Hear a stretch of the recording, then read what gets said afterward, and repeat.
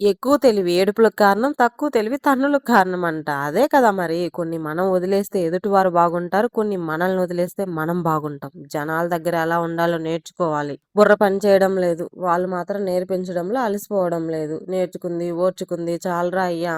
మనలా మనం ఉండలేక నలిగిపోయింది చాలింక. అయినా మనం చదువుకున్న పుస్తకాలలో ఉండేది ఇప్పుడు సమాజంలో లేదు. సమాజంలో ఉండేది పుస్తకాలలో ఎక్కడా లేదు.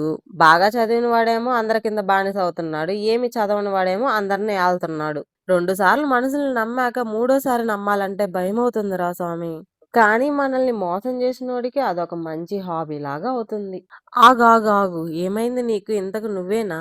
నువ్వేనా మాట్లాడేది అని అనుకుంటున్నారా? నేనే అది మాట్లాడేది నేనే. చెప్పింది చాల్లే అమ్మా అంటారా? సరే, సరే. వీడియో చూసారు గదా! ఇప్పుడు దాకా. ఈరోజు ఆఫ్టర్‌నూన్‌కి వంకాయ కర్రీ చేసినా. నాకు వంకాయ కర్రీ పిచ్చిష్టం. సరే గాని మీరు లైక్ ఇవ్వండబ్బా!